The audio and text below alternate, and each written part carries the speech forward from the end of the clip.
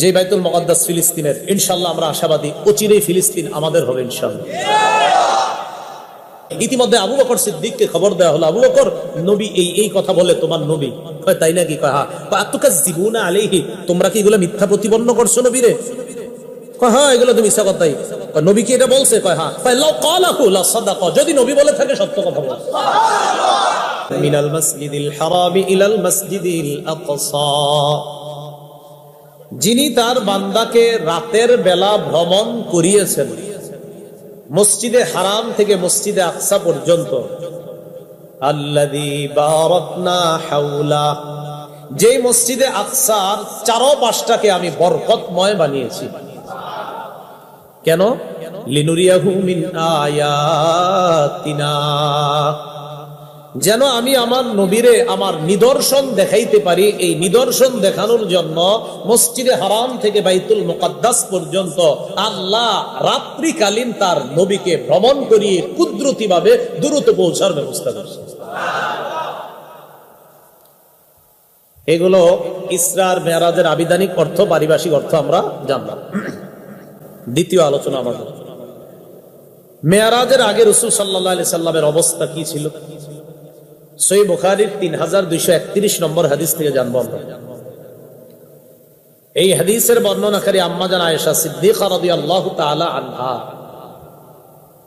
আম্মাজান আয়েশা সিদ্দিকা রাদিয়াল্লাহু তাআলা আনহা রাসূলুল্লাহ সাল্লাল্লাহু আলাইহি সাল্লামকে বললেন, হাল আতা আলাইকা ইয়াউমুন কানা আশাদ্দা মিন ইয়াউমি উহুদ, হুজুর আপনার জীবনে কি উহুদের ময়দানে যে কষ্টের সম্মুখীন আপনি হয়েছেন এর চেয়ে কঠিন কোন দিন কি আপনার জীবনে আসছে? আম্মাজান আয়েশা নবীজিরে বললেন, উহুদের ময়দানে আপনার দাঁত পর্যন্ত শহীদ করে দেওয়া হয়, তো এই উহুদের ময়দানে যে কষ্ট পাইছেন আপনি, এর চেয়ে কঠিন কোন দিন কি আপনার জীবনে আসছে? فقال رسول الله صلى الله عليه وسلم لقد لقيت ما لقيت من قومك, নবীজি বলেন, আয়েশা তোমার সম্প্রদায় থেকে যে কষ্ট পাওয়ার আমি পেয়েছিলাম। নবীজি বলেন, ওয়াকানা আশাদ্দু মা লাকিতু মিনহুম ইয়াউমাল আকাবা, উহুদের ময়দানের চেয়ে ভয়ঙ্কর দিন আমার জন্য ছিল আরাফার ময়দান। তায়েফের ময়দান। কিসের ময়দান? তায়েফ, আরাফা। নবীজি বলেন, আয়েশা তায়েফের ময়দানে যখন আমি দাওয়াত দেওয়ার জন্য গেলাম, ইযা আরাদতু নাফসি আলা ইবনে আব্দি ইয়ালিল ইবনে কুলাল, এটা এক লোকের নাম।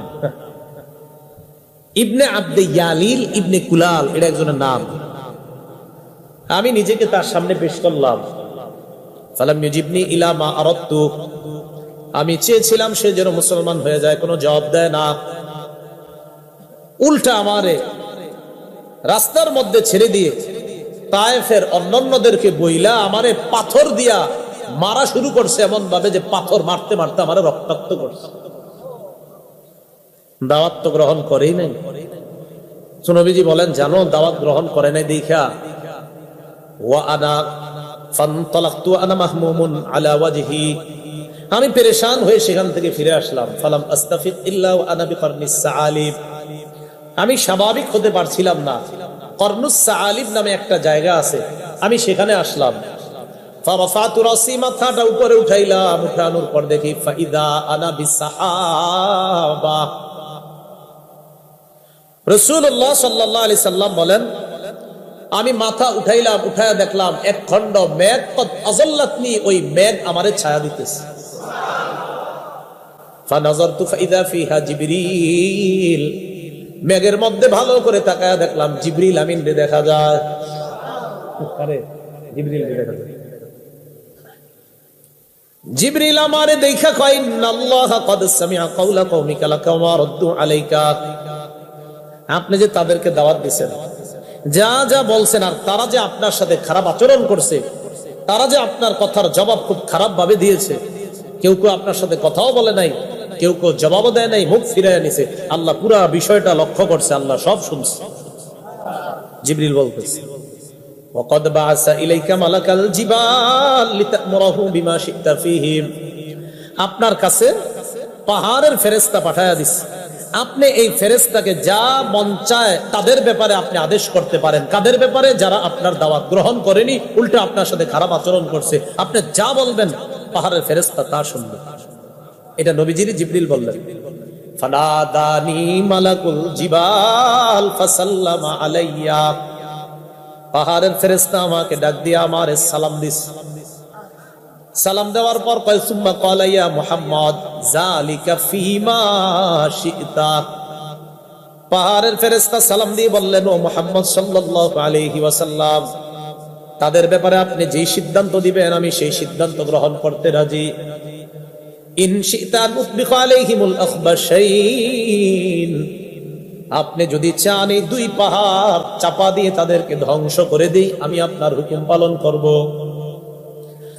নবীজি জবাব দিলেন, বাল আরজু আই ইউখরিজাল্লাহু মিন আসলাবিহিম মান ইয়াবুদুল্লাহ ওয়াহদাহু লা ইউশরিকু বিহি শাইআ।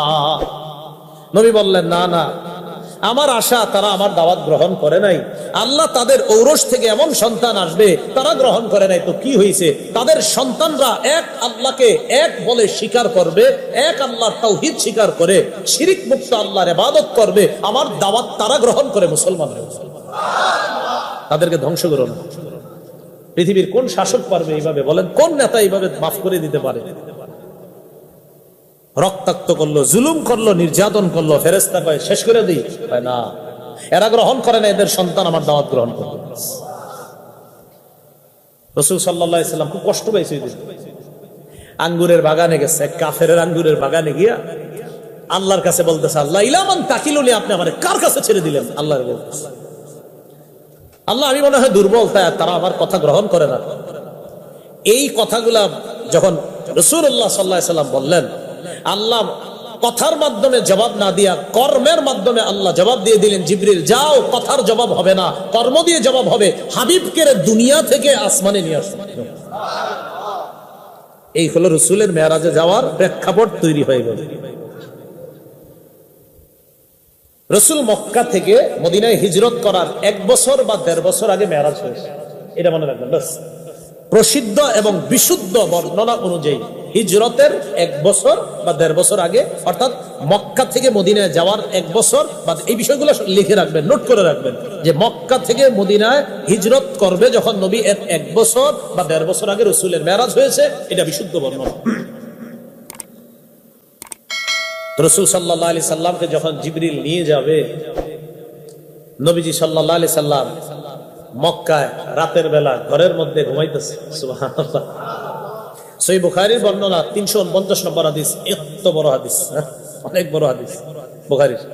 তবে আমি আপনাদেরকে এখন বুখারী বর্ণনা, মুসলিম শরীফের বর্ণনা শোনাবো, বাকি আগে বুখারী বর্ণনাটা শুনে নেন। বুখারীর সামান্য একটু বর্ণনা শুনুন। 349 নম্বর হাদিসের অংশ বিশেষে নবীজি সাল্লাল্লাহু আলাইহি সাল্লামের সাহাবী আনাস বলেন, কানা আবু যার রাদিয়াল্লাহু তাআলা আনহু ইউহাদ্দিস, আবু যার গিফারি রাদিয়াল্লাহু তাআলা আনহু বর্ণনা করেন, আন্না রাসূলুল্লাহ সাল্লাল্লাহু আলাইহি ওয়াসাল্লাম قال ففرج عن سقف بيتي وانا بمكة, আমি মক্কায় রাতের বেলা ঘুমাই, যেই ঘরে ঘুমাই ওই ঘরের ছাদ ফাঁকা করা হয়েছে। হঠাৎ দেখি ছাদ ফাঁকা, ঘটনা কি ছাদ ফাঁকা হইল? মুহাদ্দিসিনে কেরাম লেখেন, ছাদ ফাঁকা হওয়া কি দরকার? কেন জিবরিল আমিন কি ছাদ ছাড়া আওয়ার জায়গা ছিল না? তো ছাদ দিয়ে কেন আসলো? মুহাদ্দিসিনে কেরাম লেখেন যে ছাদ ফাঁকা করে জিবরিল আজকে আসার অর্থ হলো এই যে নবী যেন প্রথমেই বুঝতে পারে আজকে অন্যরকম কিছু ঘটতে যাইতেছে, তাই জিবরাইল অন্য জায়গা দিয়ে না এসে আজকে ছাদ দিয়ে আসছে। নবী বুঝতে পারে যে আলাদা কিছু ঘটবে। কি ঘটবে? যে এখন ছাদ ফাঁকা হয়েছে, একটু পরে আসমান ফাঁকা হয়ে আপনি যাবেন। আসমান তো আর ফাঁকা হবে না, আসমানের দরজা খোলা হবে। দেখেন আসতেছে বর্ণনা আমাদের। রাসূল সাল্লাল্লাহু আলাইহি সাল্লাম বলেন, আমি দেখলাম ছাদ, মানে আমি ঘরে শোয়া মক্কায়, তো ছাদ ফাঁকা হলো। ফানাজালা জিবরিল, জিবরিল ওই ছাদের যে ফাঁকাটা ওই দিক দিয়ে নামছে। নামার পর ফাফারাজা সাদরি, বর্ণনা আছে, আমার ঘর থেকে ঘুম থেকে উঠাইছি, উঠায় বাইরে নিয়ে গেছে, নিয়ে যায় কাবা চত্বরে হাতিমে কাবার পাশে আমারে বসাইছে। ফাফারাজা সাদরি, আমার বুকটা ছিদ্র করছে, আমার বক্ষ বিদীর্ণ করছে, করার পর ফাগসালাহু বিমাই জমজম, জমজমের পানি দিয়ে আমার বুকটা ধুইছে। জমজমের পানি পান করেন। হাজি সাহেবরা কিছু আনলে এটা বেশি নিবেন, কোনটা? জমজমের পানি। সবাই খালি কয় কি আনছে, পানি খেজুর দিলে খুশি হয় না, এটা দিলে বেশি খুশি হবে। জমজমের পানি যেই দিবে নিয়ে নিবেন, এটা বরকতি। সব সময় চেষ্টা করি একটু একটু মিশাই প্রতিদিন জমজমের পানি খাবেন। তো রাসূলুল্লাহ সাল্লাল্লাহু আলাইহি সাল্লাম তিনি বলেন, বুক ছিদ্র করার পর জমজমের পানি দিয়ে পুরাটা ওয়াশ করছে, করার পর সুম্মা জাআ বি তাসতিম মিন যাহাবিন মুমতালিইন হিকমাতাও ওয়া ঈমানা, এরপর স্বর্ণের একটা পাত্র আনা হলো, স্বর্ণের পাত্রের মধ্যে ঈমান আর হিকমতে ভরা। বলবেন হুজুর এটা দেখতে কেমন? এই জাতীয় প্রশ্ন করেন না। জ্বর মাপা যেহেতু যায় ওটাও মাপা যায়। জ্বর মাপে না, দেখিনি, জ্বরটা কি দেখা যায়? কিন্তু এরপরে বিশ্বাস করি 102 103, ঠিক না? এখন কইবেন ঈমান হিকমত কেমন? আল্লাহর নবী দেখছে যেমন। ঈমান আর হিকমতে পরিপূর্ণ স্বর্ণের একটা পাত্র আনছে, আনার পর নবীজি বলেন, ওই যে জমজমের পানি দ্বারা ধৌত করার পর ফাআফরাগাহু ফি সাদরি, ঈমান আর হিকমতটা আমার ওই বুকের মধ্যে রেখে দিচ্ছে। সুম্মা আসবাকা, এরপর বুকটা আবার লাগায় দিচ্ছে। ডাক্তাররা ওপেন হার্ট সার্জারির গবেষণা কোত্থেকে পেয়েছে? এখান থেকে। সুবহানাল্লাহ। এবার আমরা মেরাজের পুরো ঘটনাটা শুনবো মুসলিম শরীফের 300 নম্বর হাদিস থেকে। মুসলিম শরীফের 300 নম্বর।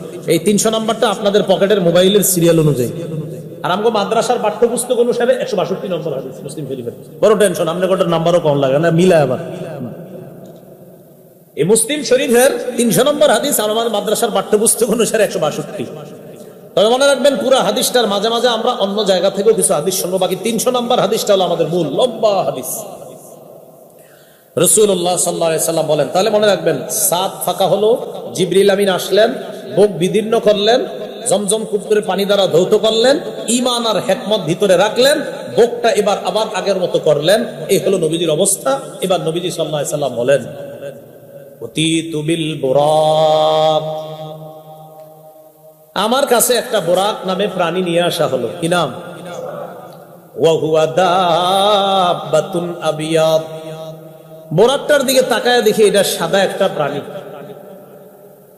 তাওয়ীলুন, লম্বা, ফাওকাল হিমার ওয়া দুনাল বাগ, গাধার চেয়ে একটু বড়, খচ্চরের চেয়ে একটু ছোট, এমন টাইপের একটা প্রাণী, সাদা, লম্বা, যেটা গাধার চেয়ে বড়, খচ্চরের চেয়ে ছোট, এমন একটা প্রাণী যাকে বুরাক বলা হয়, এটা আমার সামনে আনা হলো।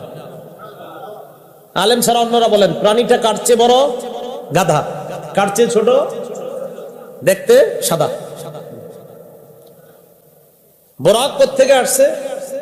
বুরাক এটা বারকুন থেকে আসছে। বারকুন মানে হলো বিদ্যুৎ। বিদ্যুতের গতি যেমন কঠিন গতিতে বিদ্যুৎ চলে, সেখান থেকে বুরাক আসছে। বুরাক বিদ্যুতের চেয়ে আরো দ্রুত গতিতে চলে, এর নাম বুরাক। তো রাসূলুল্লাহ সাল্লাল্লাহু আলাইহি সাল্লাম বলেন, এটা কেমন জানো? ইয়াদউ হাফিরাহু ইনদা মুনতাহা তারফিহি, এটার দৃষ্টির সীমানা যেখানে গিয়ে পড়বে এক লাফে সেখানে যাবে।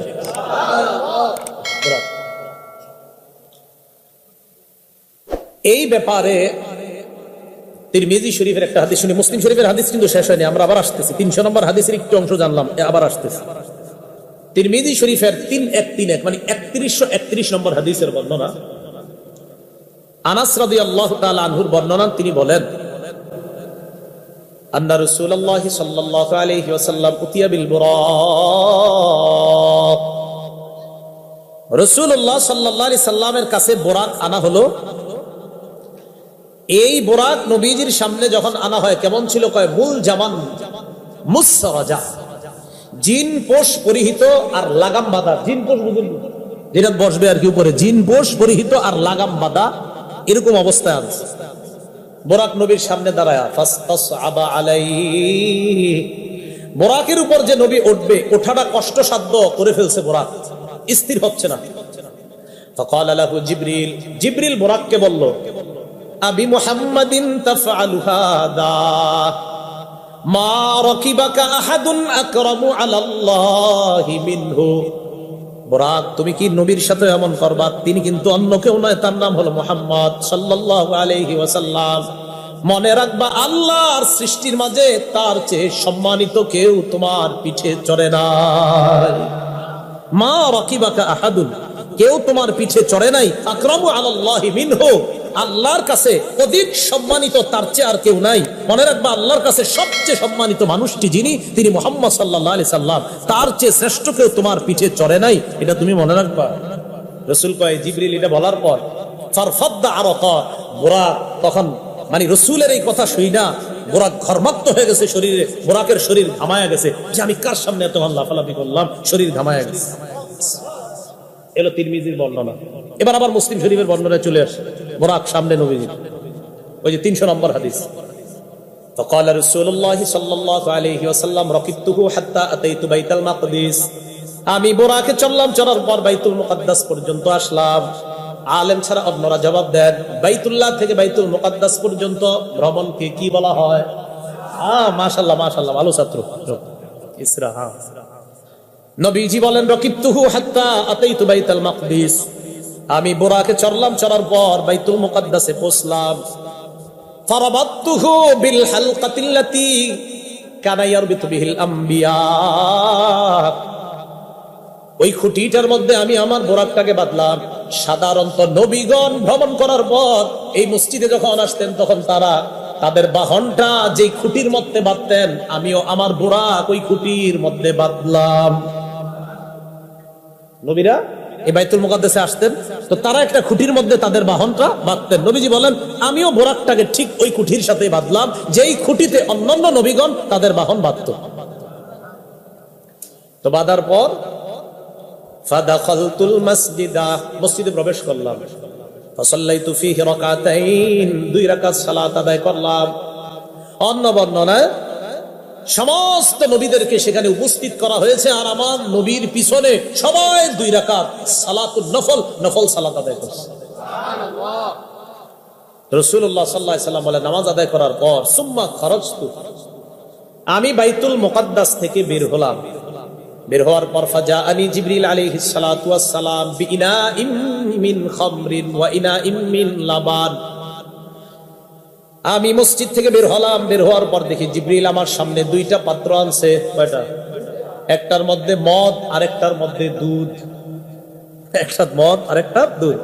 ফাখাসতুল লাবানা, আমি দুধের পাত্র নিলাম, নেওয়ার পর পান করলাম। জিবরিল আমিন আমাকে বললেন, ইখতারতাল ফিতরাতা, আপনি সঠিকটা গ্রহণ করেছেন।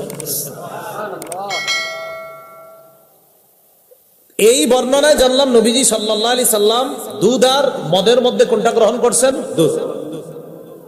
বুখারীর বর্ণনায় আসছে 349 নম্বর হাদিসে, বুখারীর 4709 নম্বর হাদিসে আসছে, আবু হুরায়রা রাদিয়াল্লাহু তাআলা আনহু বলেন, উতিয়া রাসূলুল্লাহ সাল্লাল্লাহু আলাইহি সাল্লাম লাইলাতা উসরিয়া বিহি বিকাদাহাইন মিন লাবানিন ওয়া খামরিন, নবীরে যেই রাতে বাইতুল মুকাদ্দাসে নিয়ে যাওয়া হয়, সেই রাতে 2টা পাত্র দেওয়া হয়েছে, একটা মদের আর একটা দুধের। নবীজি সাল্লাল্লাহু আলাইহি সাল্লাম বলেন, আমি দুধের পাত্রটা গ্রহণ করলাম, পান করলাম। জিবরিল আমিন তখন বললেন, আলহামদুলিল্লাহিল্লাযী হাদাকা লিল ফিতরা, সমস্ত প্রশংসা আল্লাহর, যে আল্লাহ আপনাকে সঠিকটা গ্রহণ করার জন্য তৌফিক দান করেছেন। জিবরিল কয়, হাবিব লাউ আখাসতাল খামর, আপনি যদি দুধ না গ্রহণ করে মদ গ্রহণ করতেন, লাগাওয়াত উম্মাতুকা, আপনার সব উম্মত পথভ্রষ্ট হয়ে যেত। আপনি সঠিকটা গ্রহণ করছেন। রাসূলুল্লাহ সাল্লাল্লাহু আলাইহি ওয়াসাল্লাম এবার আবার রওনা করলেন। মনে আসেনি কই আছে? বাইতুল মুকাদ্দাস থেকে বের হলেন। সুম্মা আরাজা বিনা ইলাস সামা, আল্লাহ নবী বলেন, আমাকে প্রথম আসমান পর্যন্ত নিয়ে যায়। প্রথম আসমানের কাছে যাওয়ার পর ফাস্তাফতাহা জিবরিল, জিবরিল আসমানের দরজা খোলার অনুমতি চায়। জিবরিল দরজা খোলার অনুমতি চায়। বড় ফেরেশতার নাম কি? তো তিনি আবার আরেকজনের কাছে অনুমতি কেন চায়? খুব ভালো করে বুঝবেন। ফেরেশতা আর নবী বলেন, সব মানুষ বলেন, সবার চেয়ে শ্রেষ্ঠ কে? মুহাম্মদ সাল্লাল্লাহু আলাইহি সাল্লাম।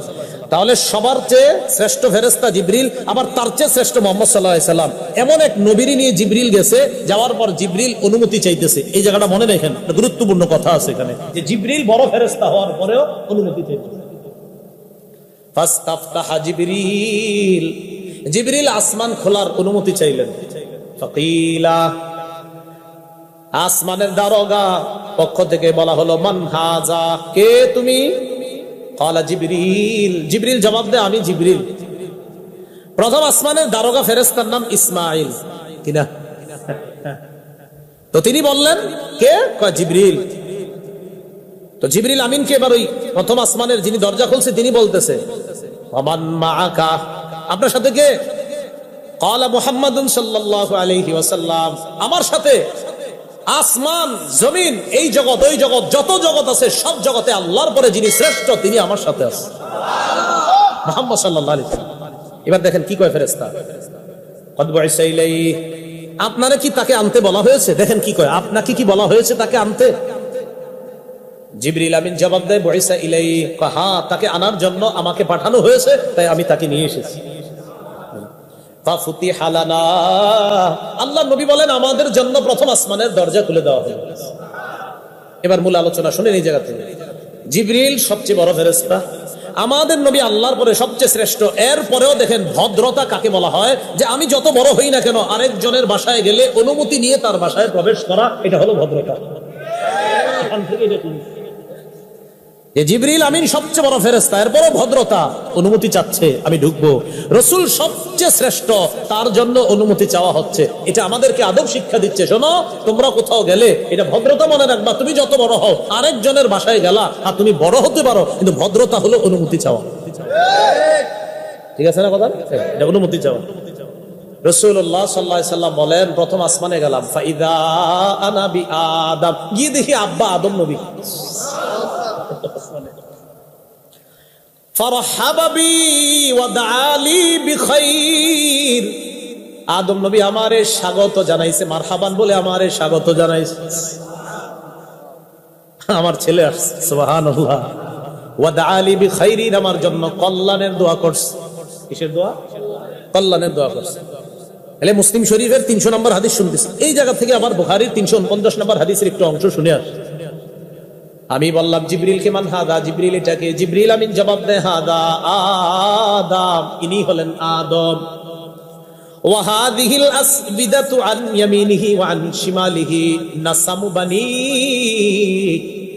আদম নবীর ডানে এবং বামে যাদেরকে আপনি দেখছেন এরা হলো আদম নবীর সন্তান। একবার ডানে তাকায়, একবার বামে তাকায় আদম নবী। তো দেখে ডানে অনেক মানুষ দেখা যায়, বামে অনেক মানুষ দেখা যায়। তো নবীজি জিজ্ঞাসা করলেন, এগুলো কি? জিবরিল আমিন কয়, হাদিহিল আসবিদাতু আন ইয়ামিনিহি ওয়া আন শিমালিহি নাসামু বানিহি, এটা হলো আদম, তার ডানে আর বামে এগুলো তার সন্তান। সুবহানাল্লাহ।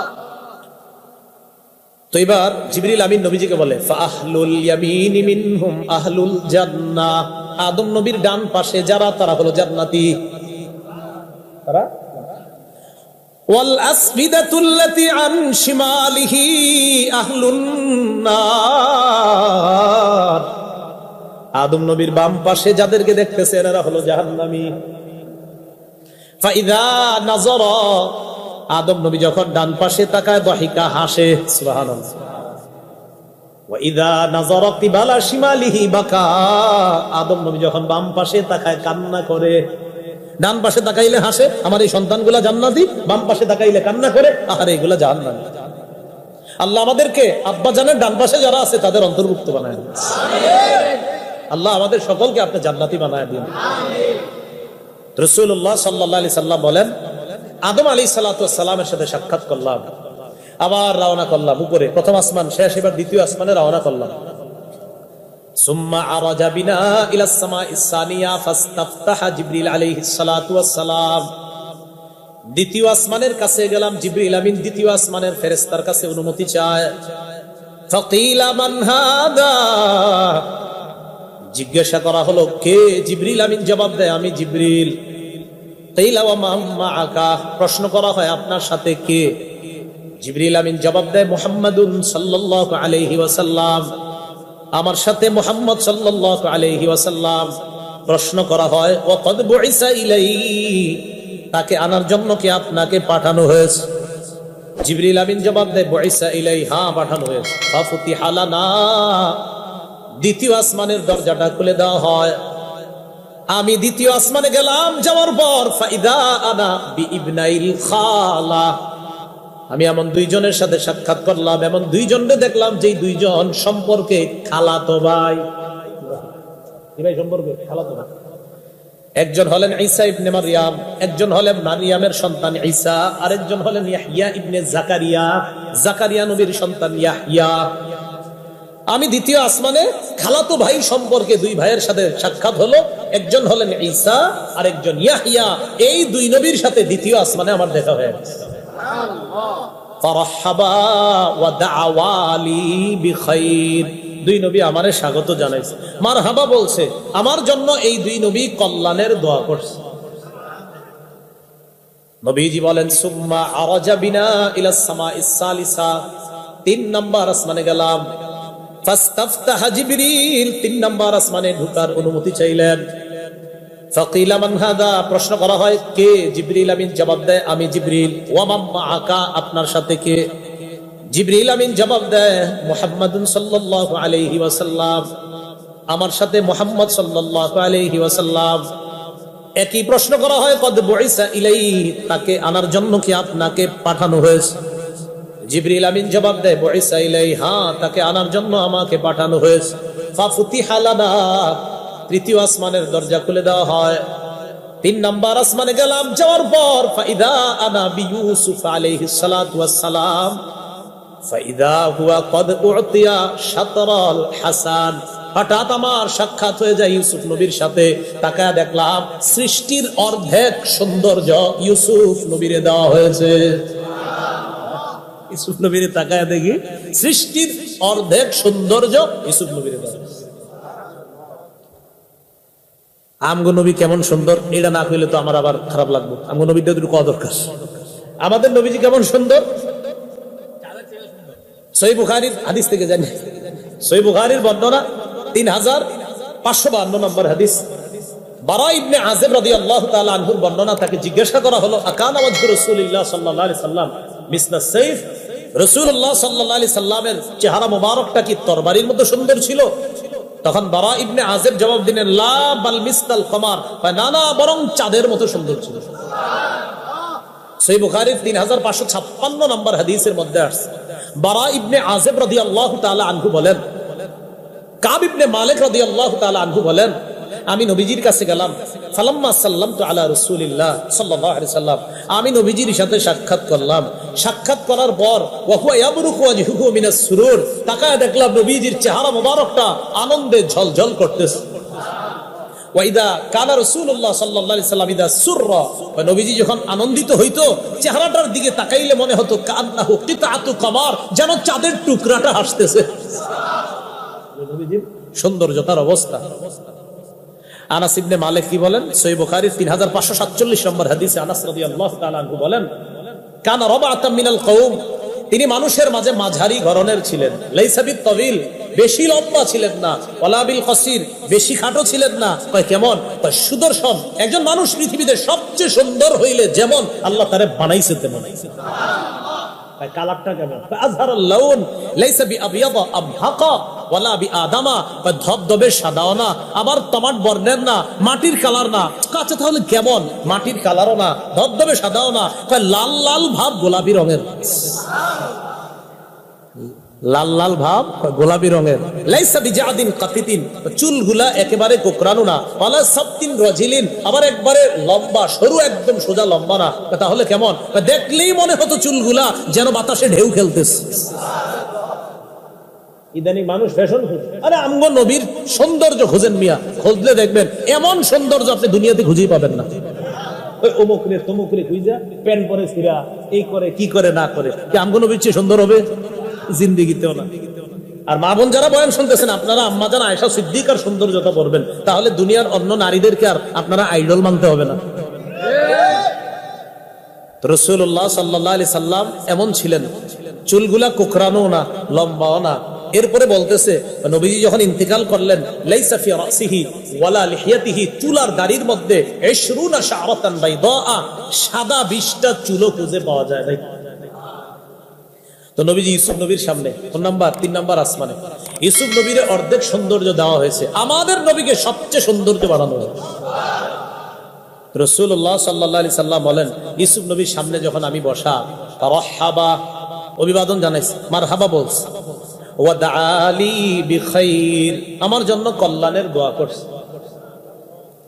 সুম্মা আরাজা বি ইলাস সামাইর রাবিআ 4 নাম্বার আসমানে আমাকে নিয়ে যায়। ফাস্তাফতাহা জিবরিল, জিবরিল আমিন অনুমতি চায়। আবার একই প্রশ্ন, কে? আমি জিবরিল। আপনার সাথে কে? মুহাম্মদ সাল্লাল্লাহু আলাইহি সাল্লাম। ওনাকে আনতে আপনাকে পাঠানো হয়েছে? হ্যাঁ, আমাকে পাঠানো হয়েছে তাকে আনার জন্য। চিন্তা করছেন, প্রত্যেকটা আসমানে প্রশ্ন করতেছে, ভদ্রতা শিক্ষা দেওয়া হচ্ছে। ফাফুতিহা লানা 4 নাম্বার আসমান আমাদের জন্য উন্মুক্ত করে দেওয়া হয়। আসমানে গেলাম, যাওয়ার পর ফাইদা আনা বি ইদ্রিস আলাইহিস সালাতু ওয়াস সালাম, ইদ্রিস নবীর সাথে সাক্ষাৎ। কোন নবী? আল্লাহ পাক বলেন, ওয়া রাফা'নাহু মাকানান আলিয়্যা, আমি ইদ্রিসকে সর্বোচ্চ অনেক উপরে উন্নীত করেছি, উঁচু স্থানে আমি তাকে উন্নীত করেছি। এর দ্বারা উদ্দেশ্য হলো আমি 4 নাম্বার আসমানে ইদ্রিস নবীকে উঠায় তাকে আমি মর্যাদা দান করছি। ইদ্রিস নবী আমারে বললেন রহবা, মারহাবা বলে স্বাগত জানাইলেন। ওয়া দাআলি বিখাইর, কল্যাণের দোয়া করলেন। সুম্মা আরাজা বি ইলাস সামাইল খামিসা 5 নাম্বার আসমানে আমাকে নিয়ে যায়। আবার জিবরিলকে কি প্রশ্ন করা হয়? আর বলতে হবে ওগুলা? পারবেন না ইনশাআল্লাহ বলতে পুরোটা? সবগুলা প্রশ্নের জবাব দেওয়ার পর ফাফুতিহা লানা 5 নাম্বার আসমান খুলে দেওয়া হয়। 5 নাম্বার আসমানে গেলাম, যাওয়ার পর ফাইদা আনা বি হারুন আলাইহিস সালাতু ওয়াস সালাম, হারুন নবীর সাথে আমার সাক্ষাৎ। রাহাবা বি ওয়া দাআলি বিখাইর, হারুন নবী আমাকে স্বাগত জানায়, মারহাবা বলেন, কল্যাণের দোয়া করেন। সুম্মা আরাজা বি ইলাস সামাইস সাদিসা 6 নাম্বার আসমানে নিয়ে যায়। ফাইদা আনা বি মূসা আলাইহিস সালাতু ওয়াস সালাম, মূসা নবীর সাথে আমার সাক্ষাৎ হয়। মূসা নবী আমাকে স্বাগত জানায়, দাআলি বিখাইরিন, কল্যাণের দোয়া করে। সুম্মা আরাজা বি ইলাস সামাইস সাবিআ 7 নাম্বার আসমানে যায়। ফাইদা আনা বি ইব্রাহিম আলাইহিস সালাতু ওয়াস সালাম, ফাইদা হুয়া, আমি দেখলাম ইব্রাহিম নবীর সাথে আমার সাক্ষাৎ। 7 নাম্বার আসমান। 7 নাম্বার আসমানে যখন ইব্রাহিম নবীর সাথে সাক্ষাৎ হয়, তাকায় দেখলাম মুসনিদান যহরাহু ইলাল বাইতুল মামুর, ইব্রাহিম নবী বাইতুল মামুরের সাথে হেলান দিয়ে বসা। কি দিয়ে বসা? তাহলে 7 নাম্বার আসমানে ইব্রাহিম নবী বাইতুল মামুরের সাথে হেলান দিয়ে বসা। এটা হলো কাবার একদম বরাবর উপরে 7 নাম্বার আসমানে একটা ঘর। ফাইদা হুয়া ইয়াদখুলুহু কুল্লা ইয়াউমিন ৭০ আলফা মালাক, বাইতুল মামুরে প্রতিদিন ৭০,০০০ ফেরেশতা প্রবেশ করে। লা ইয়াউদুনা ইলাই, একদিন প্রবেশ করে ইবাদত করে চলে যাওয়ার পর কিয়ামত পর্যন্ত দ্বিতীয়বার আসার আর সুযোগ তাদের হয় না। মানে ৭০ চলতে থাকবে, আর চান্স পাবে না যারা একবার। এটার নাম কি? বাইতুল মামুর। এই বাইতুল মামুরের সাথে ইব্রাহিম নবী হেলান দিয়ে বসা। ইব্রাহিম আলাইহিস সালাতু ওয়াস সালামের সাথে সাক্ষাৎ যখন হয়েছে, এই জায়গায় একটা বর্ণনা শুনুন। তিরমিজি শরীফের 3642 নম্বর হাদিস। ক্বালা রাসূলুল্লাহ সাল্লাল্লাহু আলাইহি ওয়াসাল্লাম, নবী বলেন, আমি যখন ইব্রাহিম নবীর সাথে সাক্ষাৎ করলাম, সাক্ষাৎ করার পর ইব্রাহিম নবী আমাকে বললেন, ইয়া মুহাম্মদ আকরি, মুহাম্মদ আপনি একটা কাজ করবেন, আপনাকে আমি কাজটা দেই। শুনবেননি? আকরি উম্মাতাকা মিন্নিস সালাম, আপনার উম্মতকে আমার পক্ষ থেকে সালাম পৌঁছায় দিন। উম্মতকে সালাম দিন। আরেকটা বিষয় বলে দিবেন, ওয়া আখবিরহুম, আপনার উম্মতকে জানায় দিবেন, আন্নাল জান্নাতা, জান্নাতটা এমন একটা জায়গা, এই জান্নাতের জায়গাটা তাইয়্যিবাতুত তুরবা, মাটিটা সুগন্ধি সমৃদ্ধ, সব সময় ঘ্রাণ ছড়াইতে থাকে। তাইয়্যিবুত তুরবা, সব সময় সুগন্ধি ছড়াইতে থাকে। আর আরেকটা বিষয় বলে দিবেন, আযবাতুল মা, জান্নাতের পানি সুমিষ্ট সুস্বাদু পানি। আপনার উম্মতকে গুরুত্বপূর্ণ যে বিষয়টা বলবেন, আরেকটা বিষয় বলবেন, আন্নাহা কিআন, জান্নাত হলো খোলা ময়দান, ফাঁকা ময়দান। তো আমরা গিয়ে থাকবো কি ফাঁকা ময়দানে? লাগবো না কিছু, বাড়িঘর লাগবো না। নবীজি বলেন, আপনার উম্মতকে জানায় দিবেন, আন্নাহা কিআন, জান্নাত হলো একটা সমতল ভূমি। ওয়া আন্না ফিরাসাহা লা ইলাহা ইল্লাল্লাহ, নবী ইব্রাহিম বলেন, আপনার উম্মতকে জানায় দিবেন, জান্নাত হলো সমতল ভূমি। এই ভূমির মধ্যে আপনার উম্মতকে গাছ লাগাইতে বলবেন। আন্না ফিরাসাহা, এই সমতল ভূমিতে তারা 4টা তাসবির মাধ্যমে গাছ লাগাইবে। সুবহানাল্লাহ, আলহামদুলিল্লাহ, লা ইলাহা ইল্লাল্লাহ, আল্লাহু আকবার। আম্মা উম্মতকে বলে দিবেন এই চারটা বাক্য বেশি বেশি পড়তে, আর সমতল ভূমিটা এই বাক্যের মাধ্যমে গাছ লাগায়া পরিপূর্ণ করতে। তাহলে জান্নাত মাটিটা সুগন্ধিযুক্ত আর পানিটা সুমিষ্ট, ময়দানটা খালি। এটা সুবহানাল্লাহ, আলহামদুলিল্লাহ, লা ইলাহা ইল্লাল্লাহ, আল্লাহু আকবার, এগুলোর মাধ্যমে এটা সাজাইতে হবে। আল্লাহ আমাদেরকে এই তাসবিহাত গুলা বেশি আদায় করার তৌফিক দান করেন। ইব্রাহিম নবীর সাথে সাক্ষাতের পর আরেকটা বর্ণনায় আসছে, ইব্রাহিম আলাইহিস সালাতু ওয়াস সালামের আশেপাশে কিছু ছোট ছোট বাচ্চা। জিবরিল আমিন বললেন, এরা কারা? যারা মারা গেছে এমন অবস্থায়, মা বাবা নিয়ত করছিল আলেম বানাবে, হাফেজ বানাবে, বানাইতে পারে না, আগে মারা গেছে। আল্লাহ পাক ইব্রাহিম নবীর ক্লাসে ভর্তি করায় দিয়া ওই আশা আল্লাহ পূরণ করলেন। এই হলো 7 নাম্বার আসমান। সুম্মা আরাজা বি ইলা সিদরাতিল মুনতাহা, এরপর আমাকে সিদরাতুল মুনতাহার কাছে নিয়ে যাওয়া হয়। সিদরা এটা হলো 7ম আসমানে আরশের ডান পাশে একটা কুল জাতীয় গাছ। কুল বৃক্ষ, কুল বড়ই বলেন না, এই কুল জাতীয় গাছ আরশের ডান পাশে। এই গাছটা এবং বলেন ফালাম্মা ঘাসিয়া বিন আমরিহি মা ঘাসিয়া, এই গাছটার উপরে যখন আল্লাহর কোনো হুকুম আসে, এটা তাগাইয়ারত, রংটা এত পরিবর্তন হয়, পৃথিবীর কোন মানুষের ভাষা নাই সেই রঙের বর্ণনা দেওয়া। নবীজি বলেন, আমি এটার পাতা দেখছি আর এটার ফলগুলা দেখছি। ফাইদা ওয়ারাকুহা কাআজনাম, আমি এটার পাতা দেখে দেখলাম, ফাইদা ওয়ারাকুহা কাআজানিল ফিল, আমি দেখলাম হাতির কানের মতো এটার পাতাগুলা বড় বড়। ওয়াসামারুহা কাল কিলাল, এটার ফলগুলা বিশাল বড় বড় ড্রামের মতো, বিশাল বড় বড় মটকার মতো ফলগুলা। তাহলে পাতাগুলা হাতির কানের মতো আর ফলগুলা বিশাল বড় বড় মটকার মতো। সিদরাতুল মুনতাহা, মুনতাহা মানে সমাপ্ত। বলেন মুনতাহা মানে? সিদরাতুল মুনতাহা মানে হলো সমস্ত মাখলুকাতের জ্ঞানের সমাপ্তি, যেখানে গিয়ে শেষ। এরপর কি আছে আল্লাহ ভালো জানেন। এরপর কি আছে কে জানে? এই একটা বর্ণনা। আরেকটা, ফেরেশতারা সিদরাতুল মুনতাহা পর্যন্ত, এতটুক পর্যন্ত তাদের সমাপ্তি।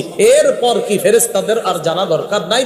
ফেরেশতারা সিদরাতুল মুনতাহা পর্যন্ত যেতে পারে, এতটুকু গিয়ে আল্লাহর হুকুম বিধিনিষেধ গুলা শোনে। তো মুনতাহা মানে সমাপ্ত, মাখলুকাত যা আছে সবার সমাপ্তি ওখানে শেষ হয়ে যায়। এরপর কি আছে না আছে এটা আল্লাহ ভালো জানেন। এই জন্য এটার নাম হলো ঊর্ধ্ব জগৎ, আর নিম্ন জগতের মাঝখানে একটা সমাপ্তি সীমা রেখা, এর জন্য এটার নাম সিদরাতুল মুনতাহা। রাসূলুল্লাহ সাল্লাল্লাহু আলাইহি সাল্লাম বলেন, এরপর আমি সেখান থেকে ফিরে আসলাম। সেখানে যাওয়ার পর কি ঘটনা ঘটছে না ঘটছে সাহাবায়ে কেরামের মাঝেও মতভেদ, বাস এতটুকু। সিদরাতুল মুনতাহা গেলাম, সেখানে রবের সাথে সাক্ষাৎ, এই বিষয়ে বর্ণনা আছে। সেখান থেকে যখন ফিরে আসলাম, আসার সময় ফারাজাতু ইলা মুসা, মুসা আলাইহিস সালামের কাছে আসলাম। মুসা নবী আমাকে বলে, ঘটনা কি?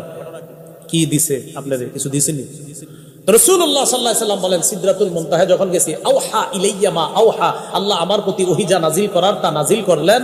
আল্লাহ পাক রব্বুল আলামিন ফারাদা আলাইয়া 50 সালাতান ফি কুল্লি ইয়াউমিন ওয়া লাইলা, রাতে দিনে 50 ওয়াক্ত নামাজ ফরজ করছে। মুসা আলাইহিস সালামের সাথে সাক্ষাৎ। মুসা আলাইহিস সালাতু ওয়াস সালাম কয়, মা ফারাদা রাব্বুকা আলা উম্মাতিকা, আপনার রব আপনার উম্মতের জন্য ফরজ করছে কি, আমার একটু কোন। নবীজি বললেন 50 সালাতান, 50 ওয়াক্ত নামাজ। মুসা নবী বলেন, ইরজি ইলা রাব্বিকা ফাসআলহু তাখফিফা, রবের কাছে যান, যাওয়ার পর এই বিধানটা একটু হালকা করে দিতে বলেন। ফাইন্নী বালাউতু কওমি, আমি আমার উম্মতকে পরীক্ষা করছি। বালাউতু বানি ইসরাঈলা, বনি ইসরাঈলকে আমি পরীক্ষা করছি। ও খবর তুহুম, তাদেরকে পরীক্ষা কইরা আমার অভিজ্ঞতা আছে, এজন্য অভিজ্ঞতার আলোকে বললাম, ফাইন্না উম্মাতাকা লা ইউতিকুনা যালিকা, আপনার উম্মত 50 ওয়াক্ত নামাজ পড়বে না। কত তো সত্যি কথা এগুলো। জি যেমনি আস্তে কইতাছে, মনে হয় 5 ওয়াক্তই পড়ে। হ্যাঁ, আরে 5 ওয়াক্তই মনে পড়ে, এরকম ভাবনা। 5 ওয়াক্ত তো পড়ি। তো নবীজি গেছে, রাসূল বলেন, আমি আল্লাহর কাছে গেলাম, গিয়ে বললাম, আল্লাহ কমায় দেন। ফাহাত্তু আলাইয়া 5 সালাওয়াত, আল্লাহ 5 ওয়াক্ত কমায় দেন। কয় ওয়াক্ত? নবীজি বলেন, ফালাম আযাল আরজিউ, ফালাম আযাল আরজিউ বাইনা রাব্বি তাবারাকা ওয়া তাআলা ওয়া বাইনা মূসা, আল্লাহর কাছে আর মূসা নবীর কাছে আসা যাওয়ার মাঝে আসি, আবার যান, আবার যাই, আবার 5 ওয়াক্ত কমায়, এই আসা যাওয়ার মাঝখানেই চলতেছে। শেষমেশ আল্লাহ 45 ওয়াক্ত কমায়া বলছে ইন্নাহুন্না খামসু সালাওয়াত, 5 ওয়াক্ত আছে।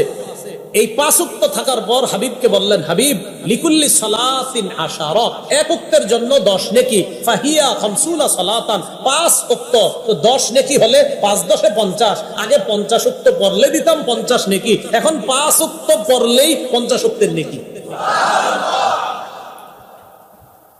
তো মুসা আলাইহিস সালামের কাছে 5 ওয়াক্ত নিয়ে যখন আসছে, কয় কত? কয় 5 ওয়াক্ত।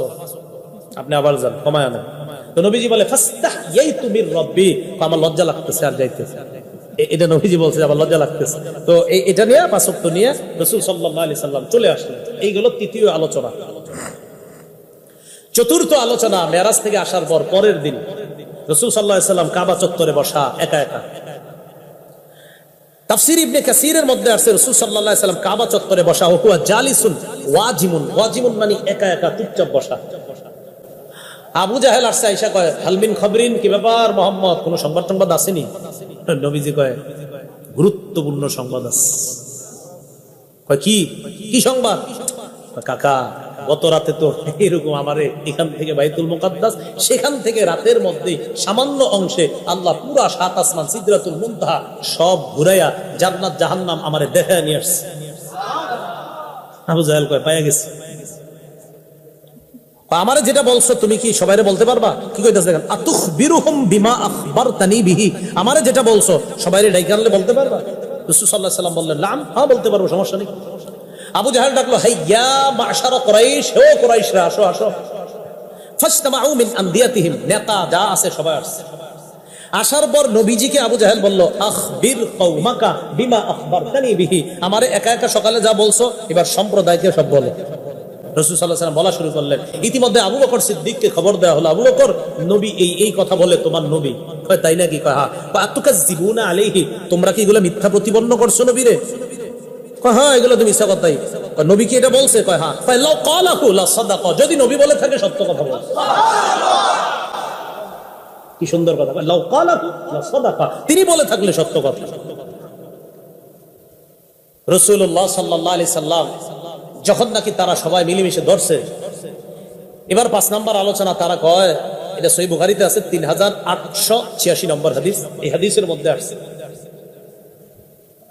রাসূলুল্লাহ সাল্লাল্লাহু আলাইহি সাল্লাম বলেন, লাম্মা কাযযাবাতনি কুরাইশ, কুরাইশরা যখন আমারে মিথ্যা প্রতিপন্ন করলো, কুনতু ফিল হিজর, মক্কার হিজির নামক একটা জায়গা আছে, এখানে আপনারা হজে গেলে বা উমরায় গেলে দেখবেন মুআল্লিমরা দেখায় দিবে যে এটা হিজির বলা হয়, এটা বলা হয়।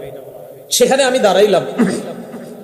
দাঁড়ানোর পর আল্লাহর কাছে আমি চিন্তা করতে, আল্লাহ এখন আমি কি করবো? এরা আমারে বলতেছে নিদর্শন বলতে, আমি কি দেখছি? এরা কয় বাইতুল মুকাদ্দাস কেমন আমারে বলতে বলে। রাসূলুল্লাহ সাল্লাল্লাহু আলাইহি সাল্লাম বলেন, ফাজাল্লাহু লি বাইতুল মাকদিস বা ফাজাল্লাহু লি বাইতুল মাকদিস, আল্লাহ বাইতুল মুকাদ্দাসটা আমার সামনে সরাসরি তুলে ধরছে। ফাতাফিকতু উখবিরুহুম আন আয়াতিহি ওয়া আনা আনজুরু ইলাইহি, দেখেন রাসূল বলেন আমি দেখে দেখে বাইতুল মুকাদ্দাসের বিবরণ তাদের সামনে তুলে ধরলাম, তাদের সামনে উপস্থাপন করলাম। তো এরপরে আরো ঘটনা আছে। আবু জাহেল বিশ্বাস করে না, আর এই জাদু টাদু দেখাইতেছে, এই সি বলছে। কিন্তু রাসূল সাল্লাল্লাহু আলাইহি সাল্লাম এটা বলার পর কিছু কাফেলার কথা বলছে যে অমুক কাফেলা অমুক দিন আসবে। ওই কাফেলা আসার পর তাদের সাথে এই ঘটনা ঘটছে, আমি দেখছি, শুনছি। আবু জাহেল আসার পর সবার সামনে জিজ্ঞাসা করেছিল, এবং রাসূল যে মেরাজ করছে এই সত্য কথাও মিলছে, এবং অসংখ্য অগণিত মানুষ তাদের সাক্ষ্যের ভিত্তিতে মুসলমান হয়েছে। রাসূলুল্লাহ সাল্লাল্লাহু আলাইহি সাল্লাম ঈসা নবী, মুসা নবী, ইব্রাহিম নবী আর জিবরিলকে ওই দিন দেখছেন। সবাই অনেক নবীদেরকে দেখছে, তো জিবরিলকেও দেখছিলেন। বাকি তাদের কিছু বর্ণনা দিছে যে তারা দেখতে এমন ছিল। তিরমিজি শরীফের 3649 নম্বর হাদিস, এই হাদিসের মধ্যে আসছে রাসূলুল্লাহ সাল্লাল্লাহু আলাইহি সাল্লাম বলেন, মেরাজের রাতে আমি যখন ভ্রমণে গেলাম, আমি মুসা আলাইহিস সালাতু ওয়াস সালামকে দেখলাম, দরবুম মিনার রিজাল কাআন্নাহু মিন রিজালি শানুআ, শানুআ একটা এলাকার নাম। এই এলাকার মানুষগুলা দেখতে যেমন মুসা নবীরে দেখতে তেমন দেখা যায়। ওয়ারাআইতু ঈসা ইবনে মারইয়াম, আমি ঈসা নবীরে দেখলাম, ফাইদা হুয়া আকরাবুন নাসু বিহি শাবাহা, ঈসা নবীরে দেখে আমার মনে হলো ফাইদা হুয়া আকরাবুন নাসি বিহি শাবাহা, ঈসা নবীরে দেখতে মনে হলো উরওয়া ইবনে মাসউদ আস-সাকাফি, আমার সাহাবী উরওয়া ইবনে মাসউদ দেখতে যেমন, ঈসা নবীরে আমার কাছে অনেকটা তেমন মনে হয়েছে। সাহাবী নবীর সাহাবীর মতো, ঈসা নবী কত আগে চলে গেছে। ওয়া রাআইতু ইব্রাহিম আলাইহিস সালাতু ওয়াস সালাম, ইব্রাহিম নবীরে দেখলাম। ফাইযা হুয়া আকরাবু বিহি শাবাহান বিহি সাহিবুকুম ইয়ানি নাফসা, ইব্রাহিম নবীরে দেখা মনে হলো তোমাদের এই সাথীর মতো, অর্থাৎ ইব্রাহিম নবীরে দেখতে অনেকটা আমি নবী মুহাম্মদের মতো। ইব্রাহিম নবীরে দেখলাম, ফাইযা হুয়া আকরাবু বিহি শাবাহান বিহি সাহিবুকুম, ইব্রাহিম নবীরে তোমাদের এই সাথী অর্থাৎ মুহাম্মদ সাল্লাল্লাহু আলাইহি সাল্লাম দেখতে যেমন, ইব্রাহিম নবীরে ঠিক অনেকটা এমন মনে হয়। ওয়া রাআইতু জিবরিল আলাইহিস সালাতু ওয়াস সালাম, জিবরিলকে দেখলাম। ফাইযা হুয়া আকরাবু বিহি শাবাহান, জিবরিল আমিন দেখে আমার কাছে মনে হলো জিবরিল আমিন দেখতে, ফাইদা হুয়া আকরাবু বিহি শাবাহান বিহি দিহিয়া ইবনে খলিফা আল কালবি, আমার সাহাবী দিহিয়া। এই দিহিয়া যারা আপনারা দাহিয়া হিসেবে চিনেন, তার আরবি নামটা হলো দিহিয়া। এই দিহিয়া দেখতে যেমন, জিবরিল আমিন যখন মানুষের রূপ ধরে তারে দেখতে ঠিক তেমন। এই হলো রাসূল সাল্লাল্লাহু আলাইহি সাল্লামের মেরাজের রাতের মোটামুটি আপনার বিশুদ্ধ বর্ণনা অনুযায়ী একটা আলাপন জানলাম যাওয়া থেকে আসা পর্যন্ত। এখন আপনাদের কাছে আমার জানা, বলেন তো ইসরা কাকে বলা হয়, মেরাজ কাকে বলা হয়? আল্লাহর নবী পুরস্কার নিয়ে আসছে কি? প্রথমে কয়েকটা ছিল, শেষে কয়েকটা, এই 5 ওয়াক্ত সবাই পড়েননি। এই সূরার প্রথম আয়াতে কারিমা আপনাদের সামনে তেলাওয়াত করলাম। এই আয়াতে আল্লাহ পাক রব্বুল আলামিন রাসূলুল্লাহ সাল্লাল্লাহু আলাইহি ওয়াসাল্লামের একটা মুআজিজা নিয়ে আলোচনা করেছেন। রাসূলুল্লাহ সাল্লাল্লাহু আলাইহি সাল্লামের নবুয়তের প্রমাণ, এই নবুয়তের প্রমাণের মধ্যে একটা প্রমাণ হলো মুআজিজা। মুআজিজা মানে এমন অলৌকিক কিছু ঘটনা ঘটে যাওয়া যা শুধু নবীদের পক্ষেই সম্ভব। অলৌকিক বিষয়গুলা নবীদের থেকে ঘটলে এটার নাম মুআজিজা, আর যেগুলা নবীদের থেকে না ঘটে, অন্যান্য মানুষদের থেকে ঘটে নবী ছাড়া, সেটার নাম হবে কারামত। কি নাম হবে? কারামত। রাসূলুল্লাহ সাল্লাল্লাহু আলাইহি সাল্লামের জীবনের সবচেয়ে বড় মুআজিজার নাম হলো কোরআন। কি নাম? কোরআন এমন একটা কিতাব যা আল্লাহ নবীকে দান করেছেন, যেই কোরআনের মতো একটা কোরআন অথবা 10টা সূরা অথবা একটি সূরা কেউ বানাতে পারেনি, কিয়ামত পর্যন্ত বানাতে পারবে না।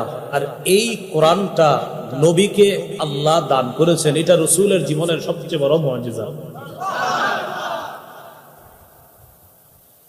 সূরা বনী ইসরাঈল 88 নম্বর আয়াত, আল্লাহ পাক রব্বুল আলামিন বলেন, قل إن اجتمعت الإنس والجن على أن يأتوا بمثل هذا القرآن لا يأتون بمثله ولو كان بعضهم لبعض ظهيرا। নবী আপনি বলেন, লা ইন ইজতামাআতিল জিন্নু ওয়াল ইনস, সারা পৃথিবীর জিন ইনসান সবাই যদি একত্রিত হয়, আলা আন ইয়াতু বিমিসলি হাযাল কুরআন, এই কোরআনের মতো বানাইতে, এই কোরআনের মতো একটা কোরআন তৈরি করতে সারা পৃথিবীর জিন ইনসান সবাই যদি একত্রিত হয়, লা ইয়াতুনা বিমিসলিহি ওয়ালাউ কানা বা'দুহুম লিবা'দিন যাহিরা। আল্লাহ বলেন, সারা পৃথিবীর জিন ইনসান সবাই একত্রিত হয়ে যদি কোরআনের মতো বানাইতে চেষ্টা করে, আর এই বানানোর ক্ষেত্রে একজন যদি আরেকজনের সাহায্যকারী হয়, যে আমি তোমাকে সাহায্য করলাম বানাও, সারা পৃথিবীর একজন আরেকজনকে সাহায্য করলেও আল্লাহ বলেন এই কোরআনের মতো সারা পৃথিবীর সবাই মিলেও বানাতে পারবে না। তাহলে একটা কোরআন, এটা বানানো অসম্ভব।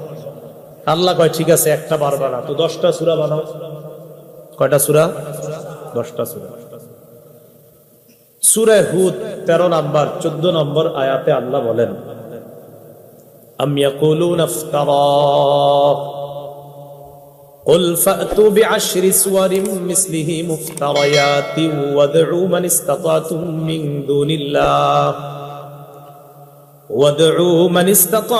من دون الله إن كنتم صادقين। নাকি তারা বলে এই কোরআন তিনি রটনা করেছেন? কাফের বেঈমানদের অনেকে বলে মুহাম্মদ নিজের থেকে এটা বানিয়েছে। নাউজুবিল্লাহ। আল্লাহ কয় তোমাদের দাবি অনুযায়ী মুহাম্মদ যদি নিজের থেকে বানায় তার মানে মানুষ কোরআন বানাইতে পারে তোমাদের দাবি অনুযায়ী। তো নবী আপনি তাদেরকে বলেন, তারা যেহেতু আপনার উপরে অপবাদ দেয় কোরআন আপনি বানিয়েছেন, কুল ফাতু বিআশরি সুওয়ারিম মিসলিহি মুফতারায়াত, তোমরা বানিয়ে 10টা সূরা আনো, তোমরা বানিয়ে 10টা সূরা আমার কাছে আনো। ওয়াদউ মান ইসতাতাতুম মিন দুনিল্লাহ, আল্লাহ ছাড়া তোমরা যারে পারো তাকে ডাকো। যদি তোমরা সত্যবাদী হও, আল্লাহ ছাড়া যারে পারো তারে ডাইকা 10টা সূরা বানায়া আমারে আইনা দেখাও। তোমাদের দাবি কোরআন মানুষ বানায়, তো তোমরা 10টা সূরা বানায়া দেখাও। এটাও পারে না। আল্লাহ কয় ঠিক আছে তাহলে একটা। কয়টা সূরা? একটা। সূরা বাকারার 23 নম্বর 24 নম্বর আয়াতে আল্লাহ বলেন, وَإِن كُنتُمْ فِي رَيْبٍ مِّمَّا نَزَّلْنَا عَلَى عَبْدِنَا فَأْتُوا بِسُورَةٍ مِّن مِّثْلِهِ, তোমরা যদি সন্দেহের মধ্যে থাকো, মিম্মা নাজ্জালনা আলা আবদিনা, আমি আমার বান্দা মুহাম্মদ সাল্লাল্লাহু আলাইহি সাল্লামের উপর যা নাজিল করলাম এই কোরআনের ব্যাপারে যদি তোমরা সন্দেহের মধ্যে থাকো, ফাতু বিসূরাতিম মিন মিসলি, তাহলে কোরআনের সূরার মতো একটা সূরা আমার কাছে বানায়া নিয়ে আসো। কয়টা সূরা? ওয়াদউ শুহাদাআকুম মিন দুনিল্লাহি ইন কুনতুম সাদিকিন, আল্লাহ ছাড়া তোমাদের যত সাক্ষী আছে সবাইরে ডাকো যদি সত্যবাদী হও। এটা 23 নম্বর আয়াত। 24 নম্বর আয়াতে আল্লাহ কয়, ফাইল্লাম তাফআলু, তোমরা পারো নাই, ওয়ালান তাফআলু, কিছুতেই পারবে না। আল্লাহ বলে তোমরা পারো নাই আর কিছুতে পারবেও না। আল্লাহ অগ্রিম জবাব দিয়ে দিছে, তোমরা পারো নাই বানাইতে আর কিছুতে পারবাও না। প্রথমে আল্লাহ বলেন পারো নাই আর পারবাও না। তো যেহেতু পারবা না, পারো নাই, কিয়ামত পর্যন্ত সম্ভব না। ফাত্তাকুন নারাল্লাতী ওয়াকুদুহান নাস ওয়াল হিজারা, ওই আগুনকে ভয় করো যে আগুনের জ্বালানি হবে মানুষ এবং পাথর। যে আগুন আমি আল্লাহ পাথর এবং মানুষ দিয়ে জ্বালাবো, ওই আগুনকে ভয় করো। আলোচনা কি চলবে? ওই মানুষগুলা দাঁড়ায় রয়েছে, আপনারা যদি এইদিকে না চাপেন তাহলে কিভাবে হবে? একটু চাপান না। আর মসজিদে একটু যদি আপনাদের কষ্ট হয় মসজিদেও যেতে পারেন, মসজিদের জায়গা আছে। যারা মসজিদে যাবেন ফ্যান, মসজিদে ফ্যান সাইডে বুঝতে পারবেন, মসজিদে চলে যান না। হ্যাঁ, আমরা অন্যদেরকে বসার সুযোগ করে দিই। মাশাআল্লাহ, জি জি জি, ঠিক আছে, মাশাআল্লাহ। আমরা অন্যদেরকে একটু বসার ব্যবস্থা করে দিই। গরম তো নিতে চায় না।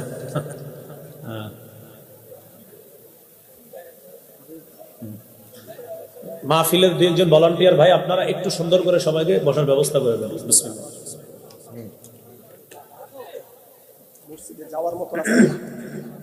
মসজিদে সামনে যারা বসা, একজন যদি একটু জায়গা করে দেন অন্যদেরকে যাওয়ার জন্য।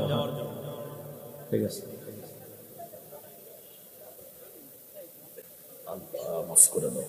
ঠিক আছে, বাস আমরা বসে যাই। আর ভলান্টিয়ার যারা আছেন 2 একজন, আপনারা ওই সাইডে দায়িত্ব পালন করে আস্তে আস্তে এক একজনকে বসায় দেওয়ার চেষ্টা করবেন।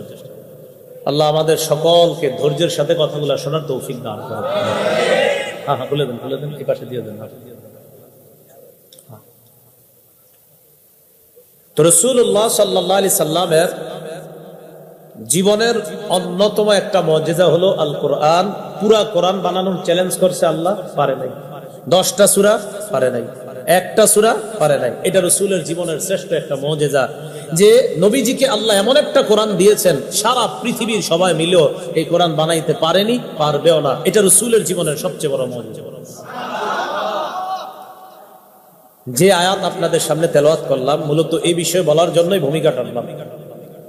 রাসূলের জীবনের আরেকটা শ্রেষ্ঠ মুজিজা হলো এই দুনিয়া থেকে আল্লাহ নবীজিকে সশরীরে জাগ্রত অবস্থায় সপ্ত আসমানের উপরে নিয়ে গেছেন। এটা জীবনের আরেকটা মুজিজা। এই বিষয়ে মূলত আপনাদের সামনে কথা বলার জন্য ভূমিকাটা টানলাম। সূরা বনী ইসরাঈলের 1 নম্বর আয়াত তেলাওয়াত করলাম, খুব মন দিয়ে শুনবো আমরা। রাসূলুল্লাহ সাল্লাল্লাহু আলাইহি সাল্লামের মেরাজ সম্পর্কে আমরা শুনবো 6টি অংশে আলোচনা। কয়টি? 6টি। 1 নাম্বার আবিধানিক পারিভাষিক অর্থ জানবো, এটা আজকে আমাদের প্রথম আলোচনা হবে।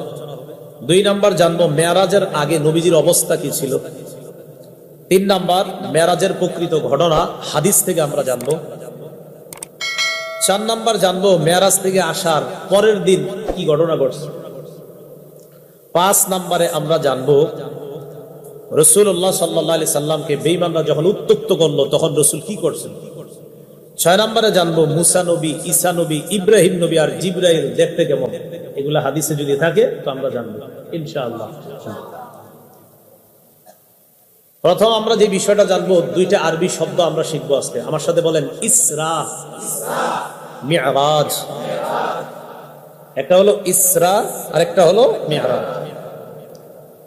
ইসরা আর মিরাজ কাকে বলে? ইসরা এর আবিধানিক অর্থ হলো আস-সাইরু লাইলা, রাতের বেলা ভ্রমণ করা, রাত্রিকালীন ভ্রমণকে বলে ইসরা। রাত্রিকালীন ভ্রমণকে কি বলে? ইসরা।